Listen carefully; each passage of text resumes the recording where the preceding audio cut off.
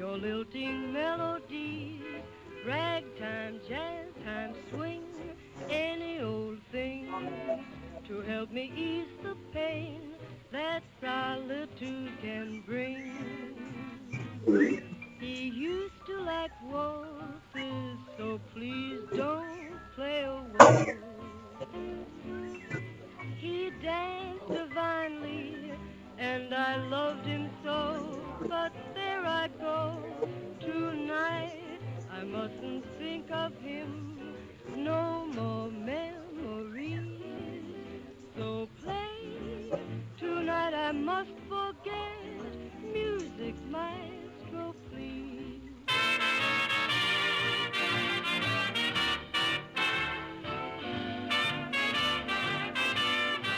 Okay, so everybody, I mentioned this at the beginning of class. Really good. Every now and then, at least in the this year, screen, I am now streaming my desktop to and or just give up. Go to YouTube, type in games. Just turn it on and off. So if you don't already come up, that's fine. So it's really streaming now. And you'll be able to see my desktop. So my desktop looks like this. Like, get the guy here. It says live streaming starting soon. Okay. So pull that up. That way you can pull a little window on the computer and just follow along. Recording already. Yeah.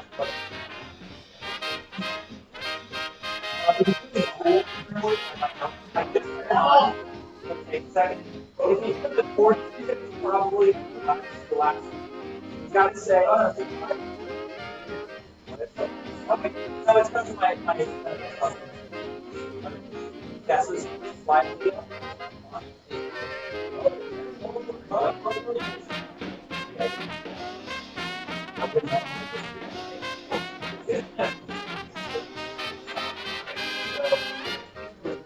One.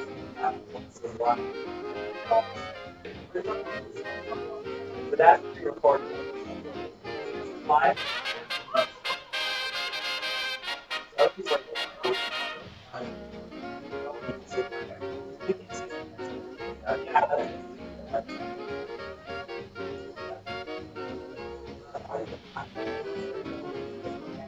Yeah. Yeah. Hey.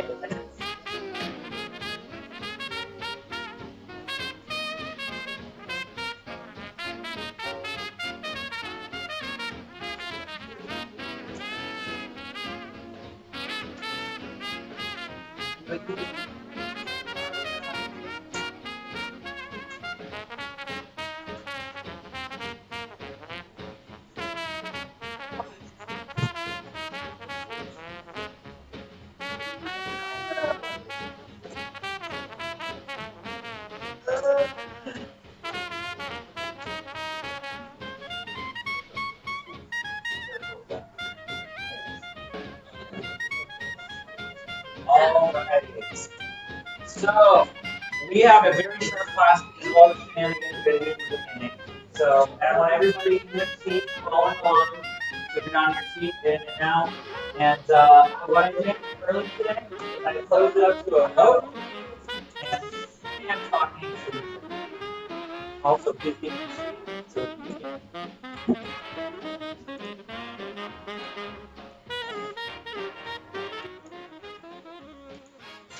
okay. So if you have the live stream up, go ahead and turn down the audio and then listen to the earbuds and then help. Because it is a 10-second or 40-second delay. So it's a little bit behind.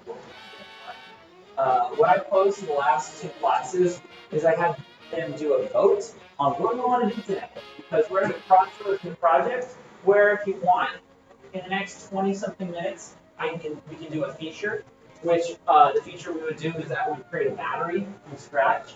And the battery, you can have multiple in the world, and the player runs up to one and recharges his flashlight. Basically like an inventory item, right? Picks it up. We can do that. We'll do that. And the other option is we can do level design stuff. So I show you a little bit my tricks of the trade, how to make your world a little bit more interesting. This is definitely not a one lesson topic. We've definitely done more. But I know that this particular project was sort of boxed in on our starter level. Beyond adding materials, we haven't really gotten into, well, how do you make that world? So we'll do a vote, and I will start. I'm going to ask for raising hands in a second. We're going to start with who wants to do learn level design, and number 2, who wants to do the feature development, which would be that flash, the boundary. So all those in favor of world design? Who wants to do world design? Okay, with 1, 2, 3, 4, 5, 6, 7. You said flashlight. We're doing world design right now. World design. Okay, wait, keep your hands up. I need you to count. World design. It's developing the feature of being pick up battery. You're counting. Go ahead. So 1, 2, 3, 4, 5, 6, 7, 8, 9, 10, 11, 12, 13, 14 for world design. Okay, and then all in favor of developing a battery and developing this feature. Pick up. 1, 2, 3, 4, 5, 6. Keep your hands up. 7, 8, 9, 10. And 10. 3 more people for a tie. Okay, we're going to do world design today. Okay, that's fine. So we'll do world design. So what I want everyone to do is go ahead and get to the front of your Unreal interface like this. And here you are. We're basically be exclusively dealing with the front of the interface today. So no blueprints, no coding. Yeah, go ahead. And so I'm going to delete what I did before so that we're starting from scratch with the last class. You can see that I did some designing here with like rocks and stuff, all that.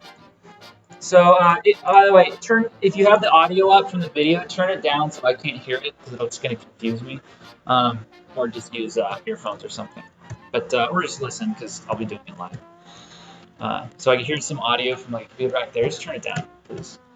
So what I want to show you is something that we have not delved into in this class. When I went and visited Mr. Rengen's periods last week, I did have them do this. We did something totally different, which I showed them how to make a landscape.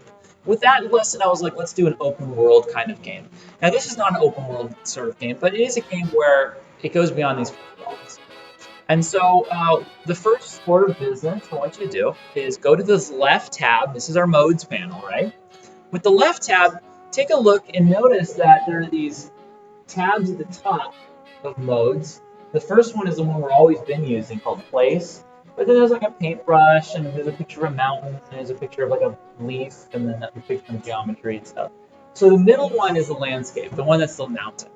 I want you to go ahead and select that. And if you click that mountain, you're going to get this green grid, okay? This green grid, like so. That shows where your landscape's going to be. Now, all these settings down here are all for making it either bigger or smaller. I'm not going to mess with any of those. This is pretty large by default, and you can always change this later, make it larger or smaller. But if you go to the lower right of that, there's a Create button. Go ahead and click Create. Okay. The lower right of that leftmost panel, right? Yeah.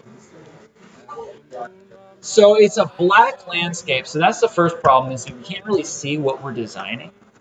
So let's go back to the Place tab. So click this leftmost tab over here. And what we're going to do is we're going to drag a directional light into our scene just so we can see it. We can delete this later. So type in directional light and then drag that out. And now you can see our scene is really, really bright. So to get to directional light, we're going to leave landscape mode by clicking on the leftmost Place tab. And now you have all those things that you can drag into your world and type in directional. If you did that, then you're still on landscape mode. So you want to get out of landscape mode. Okay? Guys, listen. How you get out of landscape mode is it's through these tabs up here. So you're going to click the leftmost tab, and now your back should look like this. Okay? You can look at directional light can either be in lights, or you can type in the word directional light and then just drag it yourself. Okay. The reason I'm having you do this is we can't really see what we're designing until we have some light in our scene, okay?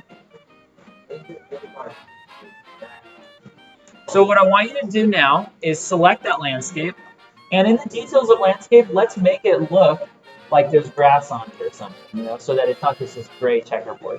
So you've selected landscape, go to details, scroll down to about the middle. You want to find something called landscape material. It's in your details panel. And once you have landscape material, there's something called none, right? Or it says none, because there's nothing set to it. Go ahead and click the drop down where it says none, and now it'll give you options to select any material in your project for your landscape. What I'm going to select is, I did grass last time. Maybe I'll do rock. Okay. So I just did that, and it's going to take a minute.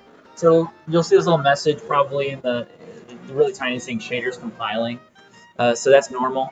That just means it's loading that material. It'll take about a minute. And then you should have some color in your landscape. So I'm actually changing mine to sandstone because I don't like the way that looks.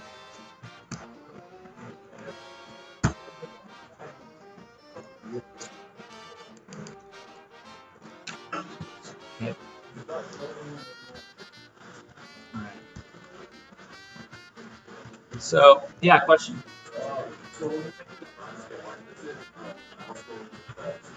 So I'll explain that in a second. We haven't gotten to that part, but I'll explain that now.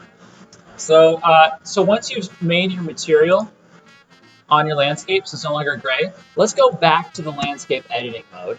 How do we get landscape editing mode? It's just that mountain in the left, upper left. Click the mountain. Now you're in landscape mode. And some of you have seen this already because you saw it when we created our landscape. Your mouse turns into this circle. It's like violet, purple, light, sort of white circle thing. Okay? And the circle is for sculpting your landscape so that it's not so flat. So if you click and hold, it's going to make these hills and mountains and stuff. Now, I'm not a fan of clicking and holding because you get ugly things like this, right? Somebody was like, well, why does it go up so fast? And so what I want you to do is, if you do get that, do Command Z or Control Z, and you can undo it. The best way to control this is to just tap. You just want to click a little bit. Just click just a little bit. And by tapping, then you start to create these sort of soft hills. Okay? The soft hills. Yes, so the tool strength is the next thing you want to adjust if it's too strong. So mine is on 0.3 right now. This is on the left in the settings for sculpting. I think 0.1 or 2 is better because it's strong. It's too strong a tool is not good for this sort of thing. Okay. Now, if you want the landscape to go lower instead of just adding hills, you want to make valleys or put an area where you put a lake or a pond or something that has to go lower. It's the same idea. You're clicking, but you're holding Shift. So you hold Shift and you click. Like that.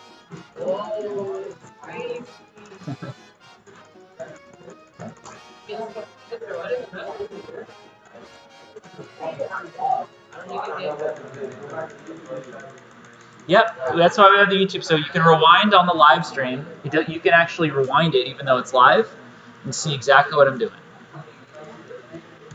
Okay.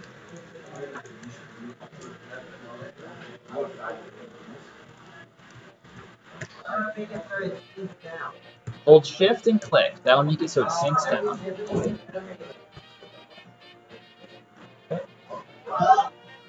Now, there's another thing I want to point out that's really cool. I actually didn't show the last class this. We got on to other things. So this is really neat. Right now, if you look on the left here, you're using the Sculpt tool. But if you click on that word that says Sculpt, you have all these other tools that you can work with.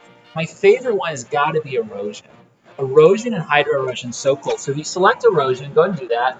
And then you click and drag over your hills and mountains you've been creating with Hydro Erosion. What it's going to do is it's going to carve it out in a really realistic looking way. It's going to make it look like real geology. It does this through algorithms and procedural algorithms that can sense, okay, how would a hill like this form over time. The hydro erosion is really interesting because you could actually form how would water, rainfall, rivers carve this sort of hilly region over hundreds or thousands of years, and it simulates that in a really realistic way. And you can even adjust things like the amount of rain it gets and the sedimentation and all kinds of things like that, rain distribution. So really, really cool stuff to use for making realistic landscapes. So you have that, and then of course sculpt is just the basic shape editing of that.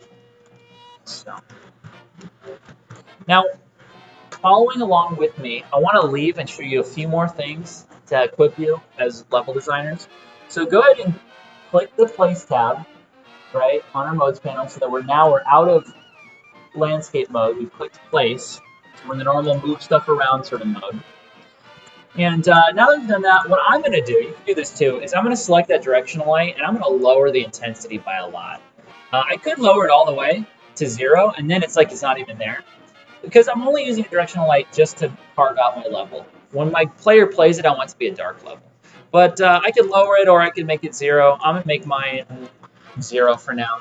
Because what I want to show you now is stuff to do with level designing props. So, in your content browser, it's the bottom area here, bottom of Unreal. You have starter content, and in starter content, you have a couple different things. You have architecture folder. To go to the architecture folder, you have basic shapes for things like doors and walls, and they're all sized appropriate so they can snap perfectly together. What I'd like you to do too is change your snapping grid from 10 or whatever it is to 100. And I would also change your rotation grid to 15. The default's to 10, but I would change it to 15. And now if I drag out this wall into my level, or this doorway, I mean, from the architecture folder, and then I drag out another wall next to it, they snap perfectly together. So see that just literally you cannot see where they meet, but if I click on it, then you can see. I'm sorry, what's the question? Command Z or Control Z? Yep, Command Z will go backwards. You hit that as many times as you need to go backwards from things you did. Okay. So I'm using the snap to grid because I can snap these doors and doorways and walls together perfectly. That's really good, by the way, these sorts of props for a Slenderman-like horror game. You know, my game, I kind of want to make it look like a hospital or whatever, so I'll have a lot of doors and walls for the player to navigate. There's also another folder called Particles. Some of you have discovered this already. So going into particles and starter content, these are really fun. Don't use too many though, because you will slow down your whole game, and slow down your world. I'm sorry? It will definitely lag it out. Yeah, you don't want that. So use them sparingly, but you have things like fire. You have things like smoke is really cool looking. What I did last class, and I'm a fan of this, I'll just show you.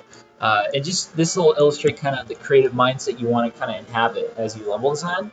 But I drag out these sparks. These sparks are perfect for a horror game. You know, these create that, you know, I don't know what's going to happen sort of atmosphere. So I've got these sparks in the world.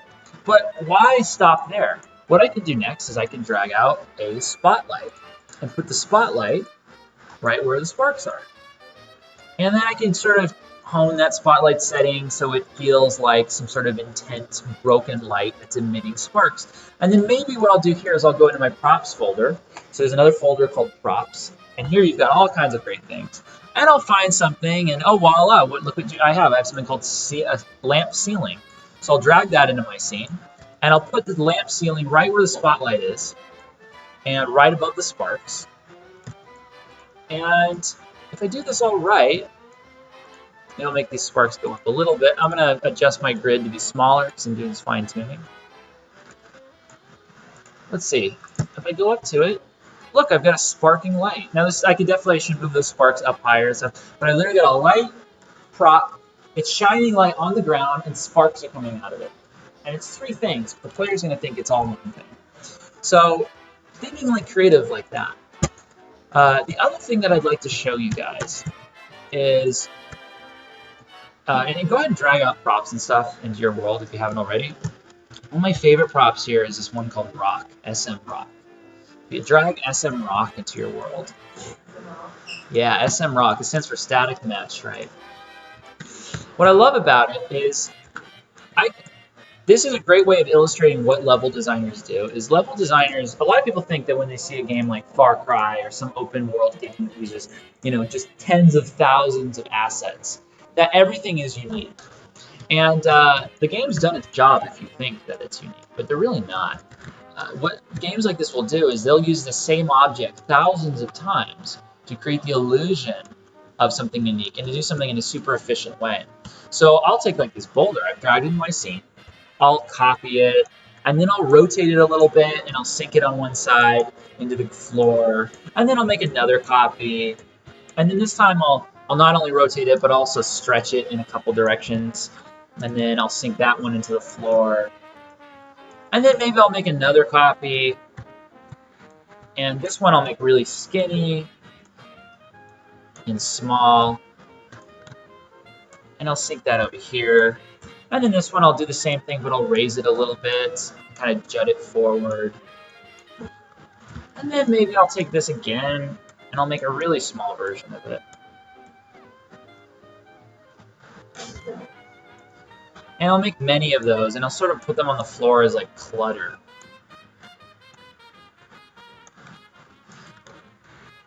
And just rotating them make them feel a little bit different, like they're different rocks. Changing the size a little bit here and there. And what you can very quickly do is create what's essentially an entire scene out of one 3D object. One object used to create many, many things. So right now I'm creating what is essentially a cliff face. And it's all done with one object.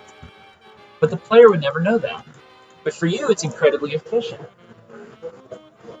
So, the mystery here is how did I duplicate those and rotate those and do all that so quickly?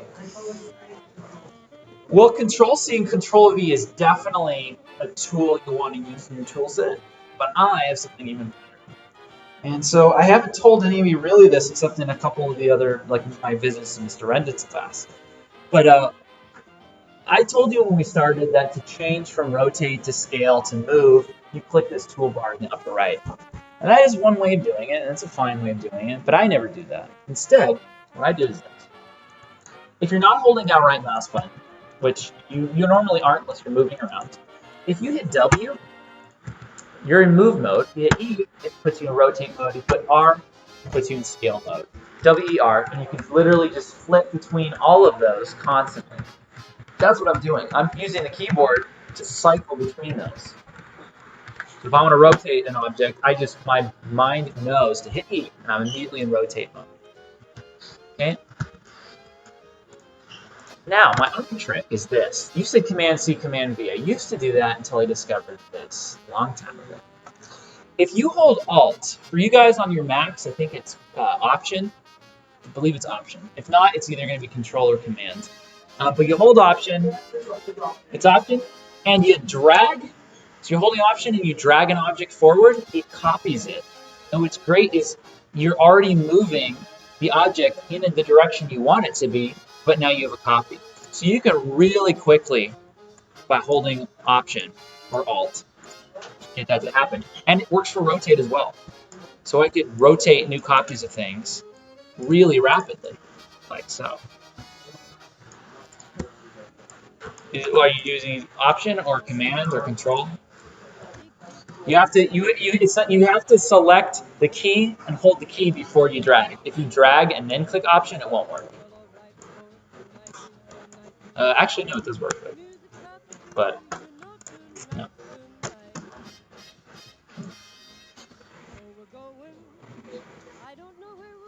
All right, so those are my level design secrets.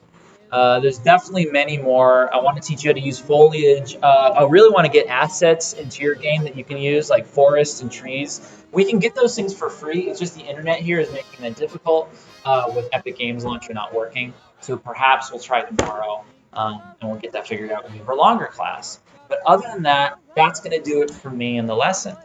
The next 5 minutes before class closes is lab time. Go ahead and practice out the tools that I just taught you, and I'll be around for questions.